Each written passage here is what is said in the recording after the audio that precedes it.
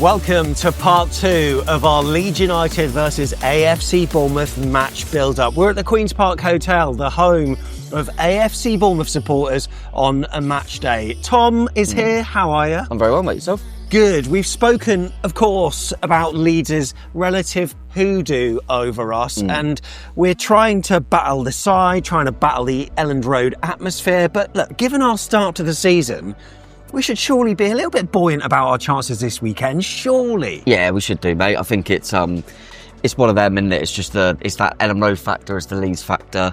I think regardless of our record there, I think a lot of teams this season will look at Elland Road and go, tough place to go. If you can take a point, you can take a point. I think Newcastle went there and took a point. I think they've started okay at home as well, so they won the first one, didn't they, against Everton? So yeah, they're a difficult side, and yeah, we've got the bad record, but equally, we were talking about that against Brighton, weren't we? That we've got this bad record, and we managed to beat them. And as you say, mate, we've started really well. We're in a good place, and we've got to be confident. Records are there to be broken. We're sat inside the courtroom, and this is where AFC Bournemouth fans congregate on a match day. But it's not just match day. You can come to the QP, of course. They've had all of the Europa action screened here during the week on TNT. And of course, it's Brentford versus Manchester United, the lunchtime kickoff. So if you're not going to Elland Road and you fancy a bit of live football, why not pop down here? Plus, we'll tell you all about their incredible roast dinners that is coming up. But here is what's on the show. This is the Bournemouth briefing. Meet the landlord then. We speak to Joe from the Queen's Park and we chat about the future of this very pub. Now, for some, it's about football. For others, it's a lot more. Cherries versus Leeds, for some, sparks memories where they don't really want to forgive the Leeds fans. Why is that? We chat more about it. We've got the big match build-up as we go through the essential stats and facts surrounding Bournemouth's showdown with the Whites. Plus, we predict the AFC Bournemouth side that will take to the pitch. And then there were three. We are joined by Joseph Bird, the landlord for the Queen's Park Hotel. Many of you will have seen this gentleman on a match day. He's sporting his Ben Gannon Doak top. Fair play to him. Joe, how you doing? Very well, thank you, Sammy boy. Good. Nice to see you, mate. And look, it's I feel as though we should be all asking for your autograph right here. But maybe not for reasons that you want, though, because there was a story in the Echo last weekend, and you can see it on screen if you're watching YouTube. We'll also post the link in the description for you to have a look at. But the article starts, a pub landlord has said he'll be forced to close within the next year, despite doing everything possible to keep it running amid rising costs and low footfall. Of course, you've been at the Queen's Park Hotel, Joe, for 7 years, but it's a struggle at the moment, isn't it? And it's great on match days, but it's around the rest of the time where it's pretty tough at the moment. Yeah, to be fair, match days is the lifeblood of the pub, and it has been before I came here, to be honest with you, looking at it. And the match day numbers, certainly since we got involved together, has certainly been on the rise, which is good. This pub deserves, as far as I'm concerned personally, quite emotional when it comes to this place in a lot of ways, because back home where I come from, I'm a Kilmarnock fan, in case anyone wants to ask. Most people automatically hear the accent and go Rangers or Celtic. Will Dennis went there on loan? Yes, he did. We've got links. Yeah, I've got links. First game ever I went to as a young kid was getting a lift over the turnstile back in the day. I'm sure many of yours will remember the days. We used to get a lift over the turnstile, walking up the concrete steps and seeing that pitch for the first time. Yeah. I'll just never forget it. It's just something that's lived with me the rest of my life. So as much as I haven't been to a Kilmarnock game in probably 30 years, I still consider myself first and foremost a Kilmarnock fan, as my Scottish team.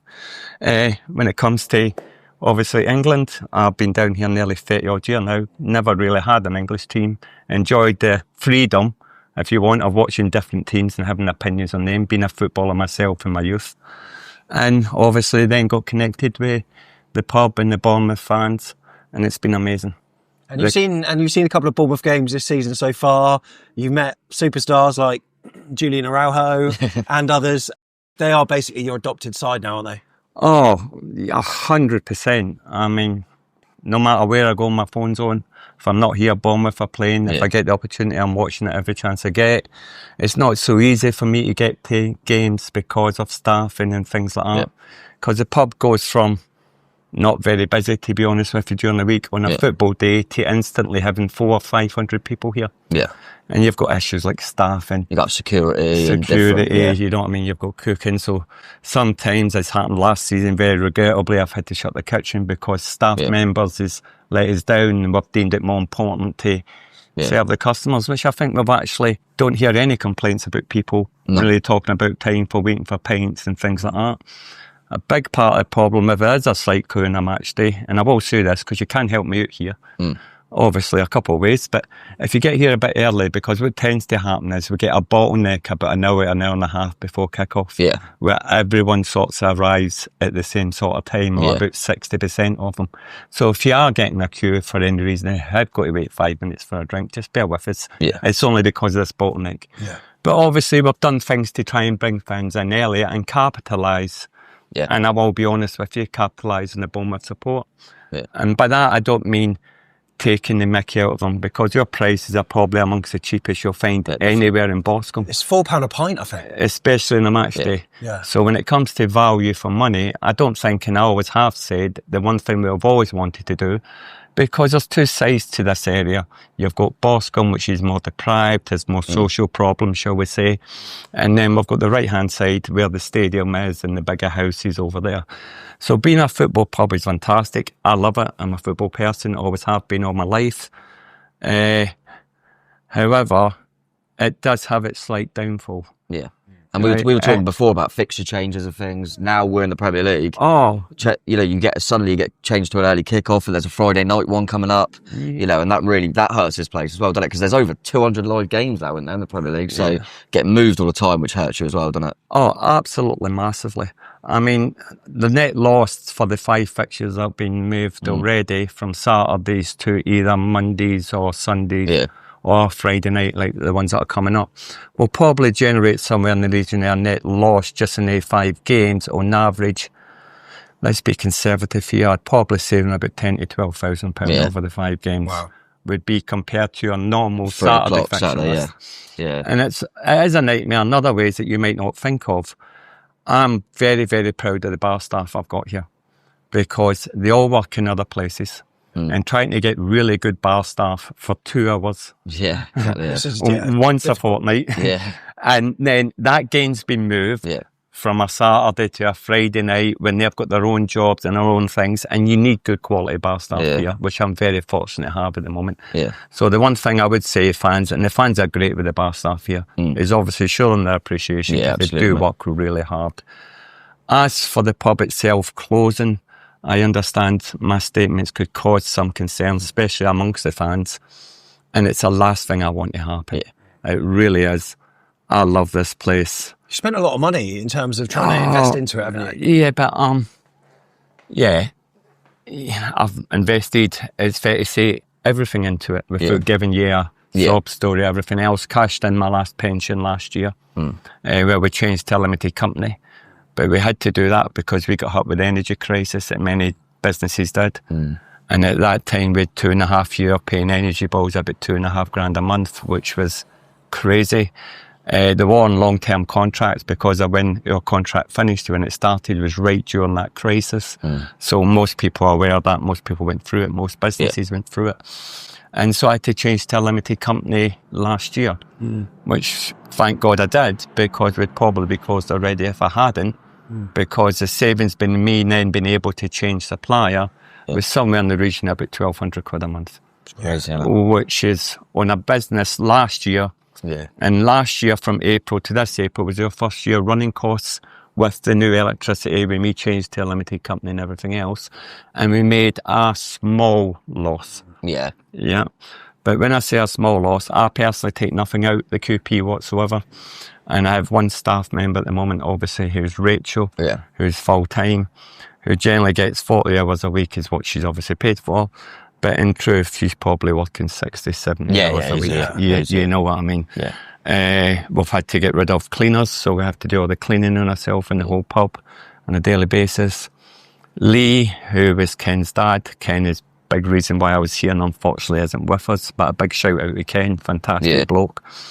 Lee was here doing all the cooking, and unfortunately he left, and because of financial circumstances are stupid decisions by the government.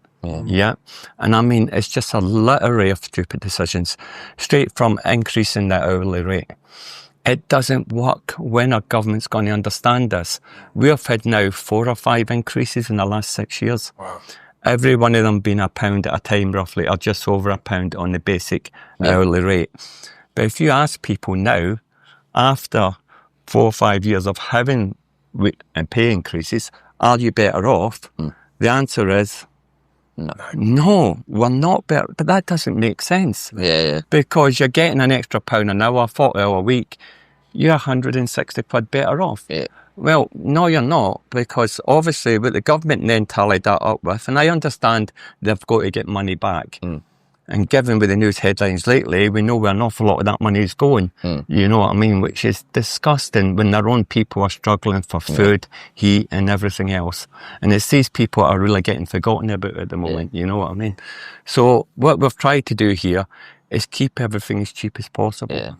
My roast dinners, for example, sorry to self-promote here. Get the roast dinners out there. Yeah, but we have had fantastic comments, as you know what I mean, about the quality of the roast dinner. And the truth is, the roast dinner is a net loss to us. And if I hear anything from the customers, it's the customers saying, well, actually, Joe, you're too cheap. You know what I mean? Maybe that is putting people off. And it's not that. It's that I come from a council estate back down in Glasgow. I was a kid whose mum had to get grants to go and get their clothes and the old brogue shoes that people might remember. The old Caramax, old black gym shoes that used to get in the Mickey took out of you all the time. Trousers that felt like army blankets on you, you know what I mean? There's loads of stories you can go into. But that's what I come from. And the community was there. You'd be next door borrowing a cup of sugar. You'd be across the road. There'd be Jenny, who everyone called in the area, Auntie Jenny across the road, who was 76 on her own. But everyone looked after her. What's happened to this country? And I think that's what the club in itself, we pride ourselves, don't we, at Bournemouth, saying, you know, we've risen on the pitch a lot, but we've always had that family community feel to it. And I think that's where we're kind of, you know, the fans, and I think they are great. Since you've done the thing of the Echo as well, I had a few people in here talking about it and stuff. And I think everyone wants to really get behind it. And, you know, hopefully the club will a little bit as well. And hopefully we can just kind of make it clear that just, you know, sometimes just, you know how cheap it is in here, how great it is in match day. You know, let's get this place rocking. Let's get everyone in and let's try and do some bits. And I mean, we've been trying to obviously create this community feel, and there have been various community events here sort of every so often, which has been really great. I mean, what would be your one message to Bournemouth fans that are watching this now about what they could do to help the future of the QP? Look, the Bournemouth fans, and I really appreciate the ones that come here beforehand, right? What I need you to understand is what I understand about this place is this place here, this pub has stood here for the amount of time that ground's been there. From the creation of the very start of that hub, of that pub, this pub has always been here. And it should be, quite rightly, and used to be fair to you, I'm going to take my hat off because of your involvement in the place, is why I believe we've had Jim Farola come over here. Foley likes to come and visit. And that's the other thing, we are a pub. I don't want to be an eatery, you know what I mean, somewhere where people go and dine. What's happened to the good old-fashioned pub where you come in and have good old-fashioned conversation with good old-fashioned... That's what I'm used to growing up with. I don't come from the pub industry. This is my first experience of running a pub. I worked for a few blue-chip companies in my lifetime before this. I generally... senior level, so, and this has been the most stressful thing I've done. Without any shadow of doubt. The fans are great. I love you to bits. You help us out so much just by turning up before the game. Obviously, we've got things in place like the lottery ticket. Again, that comes back from our council heritage, believe it or not, because I'd love to go to a place, right, where I can buy cheap alcohol, but at the end of the day, at the end of the night, I come back, I buy a pint, I could go back with £100 in my pocket, which pays for my day, because let's face it, football's not cheap. No. Yeah. Right. And in terms of the stadium expansion, I mean, that could be a good thing, but also a bad thing, because it's a good thing because you've got double the footfall attending games. But what they're trying to do is create an outer perimeter where people can go in and experience the fan zone and all that kind of stuff. In an ideal world, this would be a good place for you to spend your pre-match before you then go to the game, right? Yeah, I try to do both, that's what I do. Yeah. Do a few pre-matches in one, you'll be fine. You see, what I call this, and I see it not as much I'd like to, but I see it with a few of my customers, this should be a generational fans pub. Yeah. Yeah, it's stood here for 100 years. Yeah. I bet there's people watching this programme now who could send you a message and tell you stories about first coming to this pub back in the 60s, back in the 50s, back in the 40s, all gone before the game. It should be generations that come to this pub. Will them enclosing and try to attract more people and keep them there, will it affect us before a game? Not really, no. And a lot of it comes down to pricing as well. Yeah, of course, yeah. Right. Yeah. And the problem with football is, I love the family feel at Bournemouth, Scott. The double-edged sword that Foley's going to have is keep that along with the commercialisation of them. Of course, yeah. Because let's face it, there's not a club in Britain who's not a family club. Yeah. They all started as family clubs. They all started, remember the days we were standing where we had 70, 80,000 in stadiums and things like that. They were all family community clubs. And now you've lost that. Your Man United are not community clubs in the fort, and your Man City do a bit in the community, but they're all big commercial enterprises now.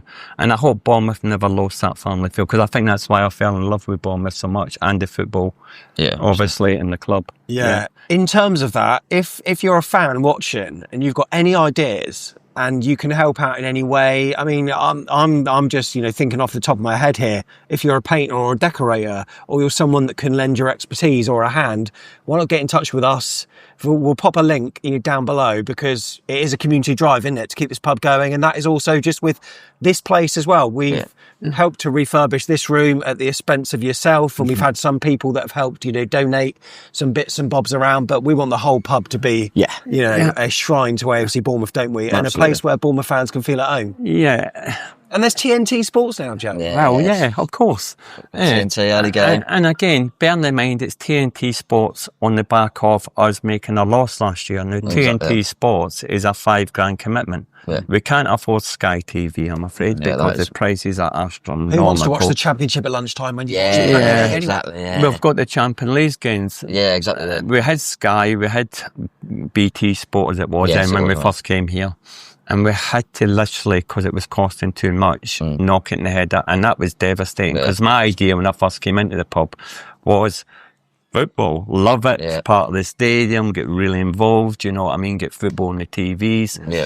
The problem is I see it as, and this is where, asking the fans to do more. If you can get here a bit earlier, it makes your job a little bit easier, okay?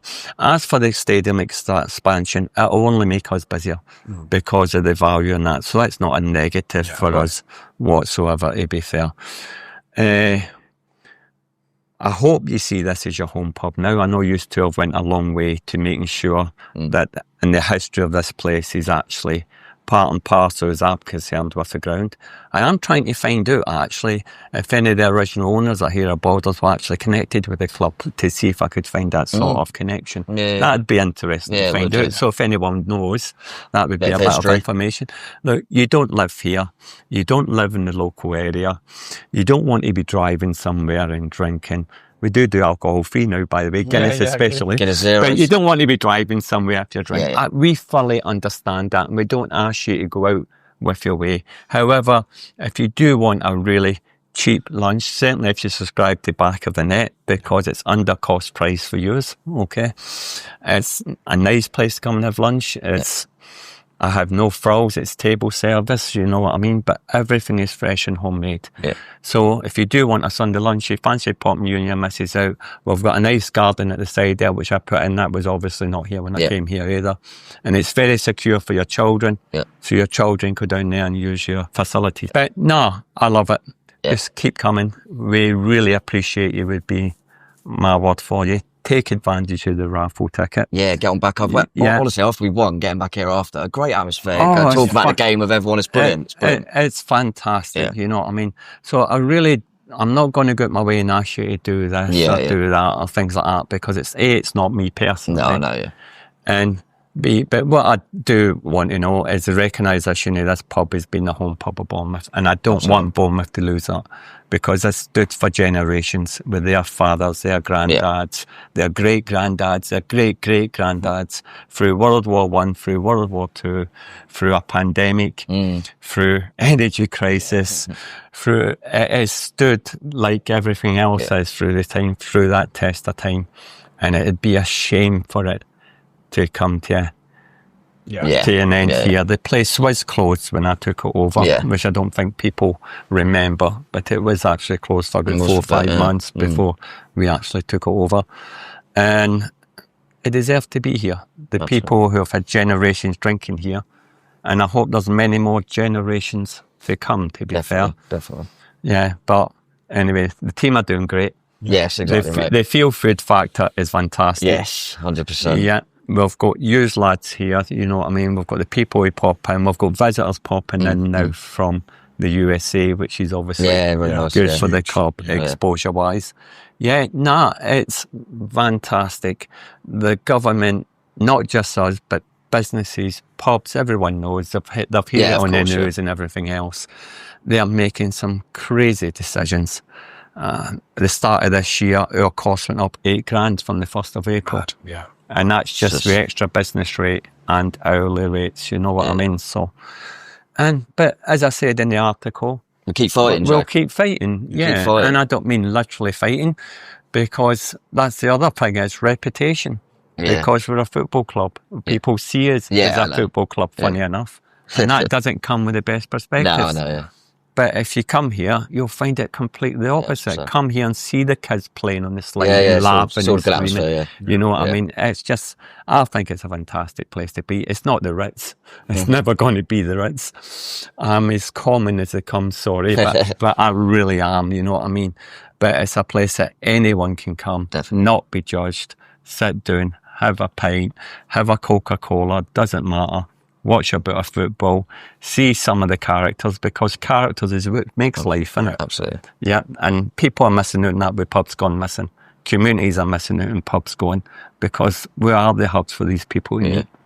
Brilliant. Joe, cheers, Joe. Much appreciated. Thank you so much for coming on. And Cherries fans, make sure you get down to the QP. Up the Cherries. Thank you.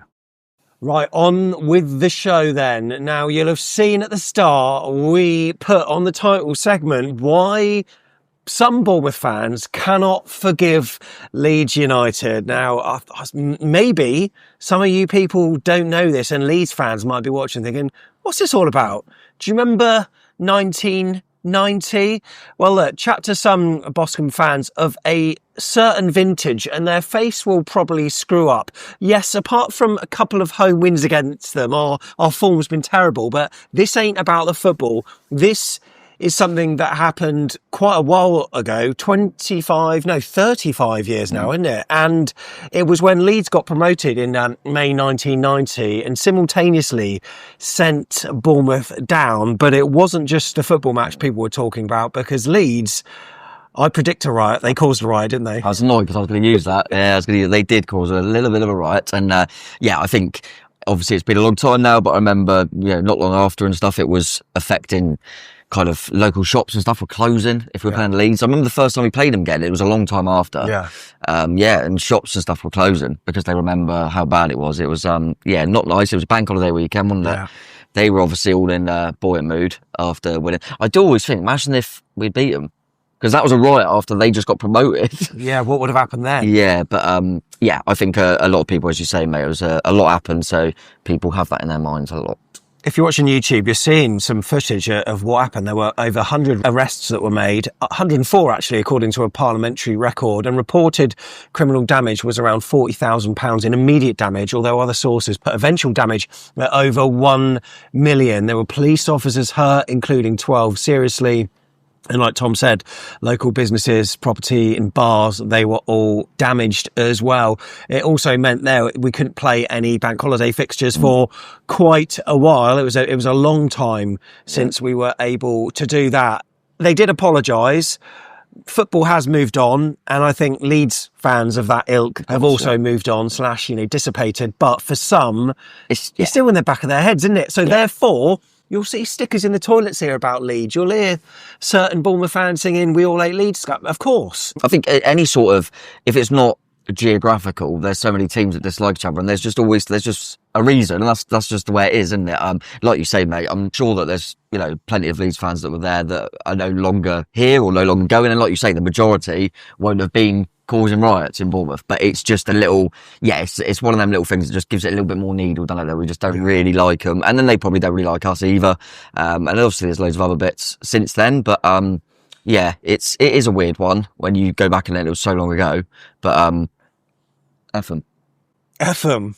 On the pitch, though, look, I mean, our record, we've spoke about it in the previous part. It's not been particularly good, but I, for one, like playing them at our place. Not least our last 2 wins have been 4-1 wins, including a crucial one, Tom, that pretty much put the final nail in their Premier League coffin, didn't it? Because they had 3 seasons in the top flight, and it was on the 3rd season they went down, and we absolutely smashed them, didn't we? Yeah, like you say, it was a 4-1. It was old Jefferson Landlord with a little brace in there, wasn't it? Was, yeah, that's rare, but yeah.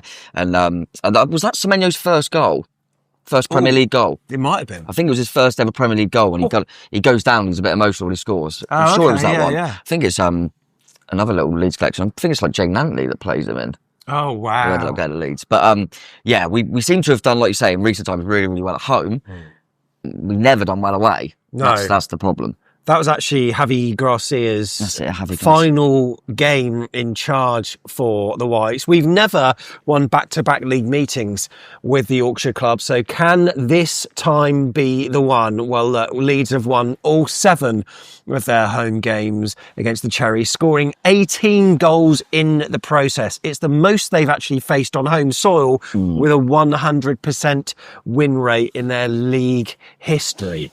What are Leeds fans saying about this game, though? So we've got a Telegram group where people who support us monthly can go into. It's a bit like WhatsApp. If you want to support us, you can go to afcbpodcast.com/coffee, minimum of £3 a month. Lovely community, a few extras. Tom does his player ratings as well. Get involved. However, it was Steve Shoveler, and he went onto a few Leeds forums to see what they're saying about Saturday. Cherries fans, get this. He said he wasn't surprised by what he read. First off, they're going to give Tyler Adams a rough time. Yes, of which course. Is understandable. Yeah. They think he's a snake for leaving when they got relegated. He sort of forced his way out, apparently. There are quite a few Leeds fans, by the way, that don't rate him anyway and say he is a shadow of the player he was before his injuries. Well, maybe they're in for a reality check when they see him playing for the mighty Ches. The expectation amongst many Leeds fans is that they're going to win. Why should we be afraid of Bournemouth? A few steadier heads, says Steve, are saying that Bournemouth are 4th in the league, obviously, and will be too fast for Leeds. Of course, you've got the comments about, look, they've only got a small stadium. They've never seen a crowd before. Yeah, maybe you're right. However, surely we've got enough quality to do this. Let's look at the team news.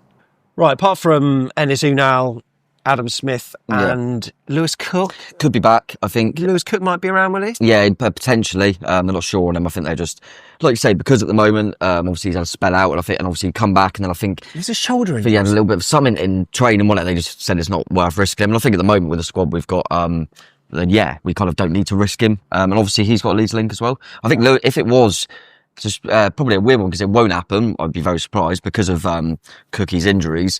But they could have had a Tyler Adams getting booed, but Cookie getting cheered because I think they love Cookie. Yeah. I think. But yeah, I think we're okay. The only other one is I'm pretty sure that old Julio Soler is now gone. Oh, okay. So that'll be a place up for grabs on the bench from the last game. So potentially Cookie, potentially Araujo back on there. We'll see, mate. But yeah, I think we're in a decent place. Do you want to know who the referee is? No. It's Michael Oliver. I don't like the name Michael Oliver. I can't remember any of his refereeing performances against us in particular, although I'm going to reel out a list to you now and see what you think. He was the referee for 5 of our games last season. Go on. Home against Southampton. Win. That was all right because he let that quick free kick go. Oh, That yeah, put Evan true, Nilsson yeah, in for his yeah. first goal. Manchester City at home. Win. Fulham at home. Win. Away at Nottingham Forest. Draw. And away at Brighton. Ah, he was so close.